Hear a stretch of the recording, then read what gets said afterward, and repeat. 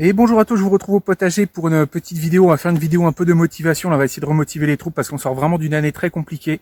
Il y a eu beaucoup de pertes cette année et j'ai vu les gens se décourager les uns après les autres au fur et à mesure qu'on a rencontré des difficultés. Alors tout a commencé avec ces premières gelées qu'on a eues en avril, là, ces gelées noires. Et j'ai vu passer les commentaires sous les vidéos de gens dépités d'avoir perdu tous leurs semis. Tous leurs semis qui ont gelé dans les serres, qui ont gelé en extérieur.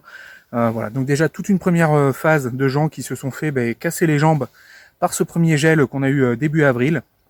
Et après s'en est suivi cette météo affreuse, puisqu'on a eu un mois d'avril qui ne s'est pas terminé. Il a plu, mais quelque chose de fou, et puis avec des températures fraîches. Et un été qui a jamais vraiment voulu arriver. Alors là, en août, il a fini par s'installer l'été, mais pour beaucoup de gens, la saison était déjà terminée. Les tomates étaient toutes mortes, du mildiou, à force d'être sous la pluie. Même sous les serres, les tomates n'ont pas été abritées. Il y avait une telle humidité dans l'air que même sous les serres, c'est tombé malade. Et tout le monde a perdu ces belles récoltes d'été. Bon, il y a quand même quelques trucs qui s'en sont sortis, mais pour beaucoup de gens, ça a été la cata. Bon, moi j'ai réussi quand même à sauver pas mal de choses au jardin, que vous avez pu le voir dans mes dernières vidéos. Enfin, c'est quand même pas la folie non plus. J'ai eu pas mal de pertes sur tout ce qui est récolte de tomates, tout ce qui est poivron, et c'est beaucoup été en retard. Enfin bon, c'est vraiment une année compliquée. Mais voilà, je tiens vraiment à à appuyer sur le fait que c'est vraiment une année exceptionnelle. Moi, en 9 ans de potager, j'ai jamais vu ça, et même en fait, depuis le début, en fait, ils prennent les relevés météorologiques dans ma région. Là, on est sur le deuxième record. Alors attendez, parce que j'ai mon script, je vais regarder ça. Donc depuis 1897, du côté de Sauternes, en fait, on est sur le deuxième chiffre de pluviométrie sur le mois de juin.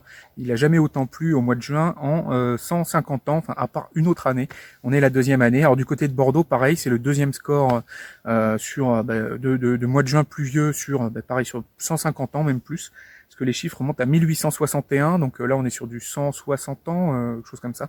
Donc là c'est vraiment pour vous faire toucher du doigt que c'est vraiment pas une année commune, et qu'il faut pas se désespérer. Alors je pense surtout aux débutants, aux nouveaux qui se seraient lancés dans le potager cette année et qui se retrouvent à manger ce crachin permanent, ce mur de flotte permanent qui tombait du ciel sur ces cultures, à essayer de se bagarrer un peu pour essayer de sauver tout ça, puis au final voir que c'est le mildiou qui finit par gagner quand même. Voilà, c'est pour vous dire quand même que c'est vraiment pas une année commune, et que c'est même plutôt à l'inverse de ce qu'on s'attend à voir. Et que voilà, faut pas vous décourager, faut pas baisser les bras. Déjà, il y a l'automne qui arrive, on va pouvoir s'amuser un peu. Là, on va en parler dans la vidéo de dimanche prochain avec les semis d'automne et puis la mise en place du potager d'automne. Et puis l'an prochain, il y a moyen de repartir sur une nouvelle saison, et en espérant que l'année soit quand même meilleure que ça. Et donc j'en veux l'historique de mon historique potager là sur 9 années. Je suis allé retrouver un graphique très intéressant issu de Météo France, des canicules qu'il y a eu en France depuis, alors pareil, je vérifie mes chiffres, depuis 1947 à 2018. Il y a eu 39 épisodes de canicules identifiés, donc quasiment toutes les années 2010 sont dedans. Je vous mets le graphique, vous verrez, puis je vous essaierai de mettre un peu le lien en description. Et c'est intéressant parce que moi c'est vraiment ce que j'ai vécu, c'est-à-dire que 2013 c'était ma première année de potager, et un été très chaud, aucun souci de mildiou, pas de problème. Donc le premier potager que je faisais dans le jardin de mes beaux-parents. Alors l'année suivante, 2014, pareil, les tomates je les ai même plantées en avril, je connaissais pas du tout les seins de glace et tout, plantées en avril, bon en plus un emplacement assez protégé dans ce premier potager là, protégé du vent, avec un mur au sud qui gardait bien la lumière. Mais bon, même voilà, en avril c'était passé, pareil, un été très chaud, et donc zéro souci de mildiou. 2015, j'investis ce terrain-là, ce potager-là, pour un potager quand même beaucoup plus petit que celui que j'ai aujourd'hui. Il y avait eu des gelées en mars, et un printemps un peu froid, mais pareil, canicule en été.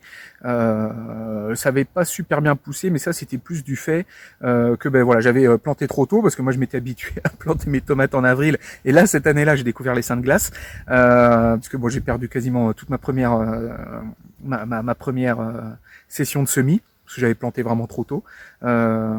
Et puis une terre vraiment argileuse, très compliquée, contrairement à mon premier potager qui était en fait hyper facile à cultiver. Ici c'est quand même beaucoup plus dur.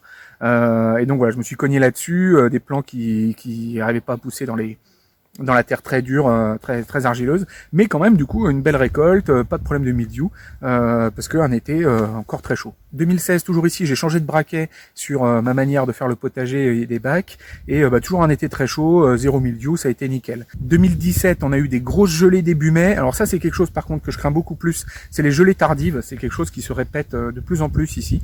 Il y a eu pas mal de cas. Vraiment, moi pour le coup, les seins de glace, j'ai appris à les respecter. Donc on avait eu des grosses gelées début mai, un peu avant les seins de glace en 2017. D'ailleurs, la récolte du vignoble avait été pas mal compromise.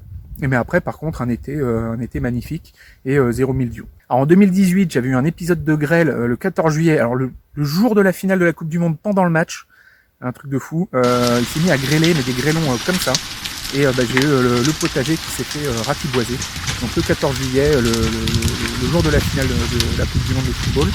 Et une grosse canicule aussi cette année-là, en 2018. Alors en 2019, on a eu des gelées début mai, comme je vous dis, de plus en plus. Moi, les gelées tardives, c'est quelque chose auquel il va falloir faire attention, d'où l'intérêt de faire ces semis en environnement clos, protégé, et d'avoir une belle pépinière à semis pour vraiment attendre que les risques de gel soient passés, les seins de glace. Et un été caniculaire, vraiment un été record en 2019. Donc là, on sort du graphique avec les bulles là que je vous affiche, parce que c'était jusque 2018, mais je pense que 2019 doit être une des bulles en plein milieu, parce que ça a été vraiment un été de fou. Je sais pas si vous vous en souvenez, c'était il y a 2 ans, c'était vraiment très très chaud. 2020, du coup, on rentre printemps pluvieux, avec du coup premier dégât du mildiou chez moi. J'en avais eu un tout petit peu du mildiou les années d'avant, mais vraiment quasi rien. L'an dernier, vraiment, là, j'ai eu des problèmes de mildiou en 2020, parce qu'on a eu ce printemps pluvieux. Mais là-dessus, du coup, problème de limaces aussi, 2020, ça a été vraiment l'année, la guerre des limaces l'an dernier. Mais par contre, un été caniculaire derrière, et donc le mildiou qui a été très vite calmé. Et 2021, cette année là dont on sort, vraiment une année très particulière, très froide, très pluvieuse, quelque chose qui est vraiment pas du tout dans le sens de ce qu'on attend en termes d'évolution du climat. Alors je dis pas que c'est un bien ou que c'est un mal, mais en tout cas c'est pas quelque chose qui est censé être dans la ligne de ce qu'on est censé avoir. Parce qu'avec le réchauffement climatique, la plupart, enfin même quasiment l'intégralité des modèles climatiques sont à peu près d'accord sur une zone dans le monde, c'est que le pourtour de la Méditerranée va fortement s'assécher en été. D'ailleurs, ça risque vraiment de nous poser beaucoup de problèmes, et le problème va plus être un problème de gestion de l'eau et de canicule que les problèmes de trop d'eau qu'on a eu cette année. Donc voilà, faut pas faire de cette année une généralité, faut pas trop anticiper sur ces conditions qu'on a eues. C'est pas quelque chose qui est amené quand même à se reproduire de manière générale. Et pour ceux qui ont commencé le potager avec cette année-là, dites-vous que vraiment voilà, vous avez essuyé, c'était la guerre du Vietnam là. Et à partir de maintenant, on va peut-être essayer de rentrer dans quelque chose d'un peu plus facile. Hein. Par contre, voilà, clairement, prévoyez plus côté arrosage automatique et réserve d'eau que de blinder vos tomates. Bon, j'ai réfléchi quand même à mettre un toit sur mes tomates parce que ça fait 2 années de suite que c'est récurrent, que j'ai le mildiou qui frappe pas mal. Mais bon voilà, j'y réfléchis doucement, je me hâte pas trop parce que je garde quand même bien en tête que c'est pas des conditions normales et que toutes les années précédentes n'ont pas été comme ça. C'est quelque chose que je vous conseille de faire d'ailleurs, essayez de vous faire un petit historique année après année, parce que bon, moi j'ai les vidéos qui me servent à ça, puis j'avais pris pas mal de photos aussi, ça me permet de revenir en arrière dans mes saisons, mais on a tendance à oublier année après année comment c'était les années d'avant. Et faites-vous un petit carnet, un petit quelque chose dans un endroit où vous notez comment était la saison, essayez les points remarquables, les choses importantes, de manière à pouvoir remonter un peu en arrière dans le temps, surtout au fur et à mesure que les années vont s'accumuler, et pouvoir avoir une sorte de vision, un historique de tout ça, parce qu'on a tendance à très vite oublier. Déjà même l'année d'avant où on a du mal, il y a 2 ans, je vous en parle même pas. Alors les années encore avant, c'est compliqué de s'en souvenir. Donc c'est intéressant de se garder un petit historique de tout ça, et de manière à relativiser les conditions qu'on pourra avoir sur l'année même, qui peuvent paraître vraiment très compliquées. Et surtout, voilà, c'était une vidéo pour faire un message pour les petits débutants. Voilà, abandonnez pas. C'était vraiment pas une année facile. On va pouvoir lancer le potager d'automne. On en parle. Il est juste derrière moi. Là, on en parle dans la vidéo de dimanche. Et puis l'année prochaine, pareil, nouvelle balle neuve, et sûrement une bien meilleure saison. Voilà, j'espère que la vidéo vous aura plu. N'hésitez pas à vous abonner si c'est pas encore fait pour être prévenu des prochaines vidéos. Le petit pouce bleu. Voilà, j'en profite pour vous montrer aussi là, le petit t-shirt de la boutique que j'ai fait avec Anaïs. Voilà, tout sympa, tout joli. Franchement, il claque pas mal. C'est pareil. Donc ça, si vous voulez soutenir la chaîne, n'hésitez pas. Vous pouvez acheter un petit goodies dans la boutique. On a essayé de faire quelque chose de sympa, de bien. Donc voilà. Et puis, du coup, moi, je vous dis à bientôt dans une prochaine vidéo. À bientôt.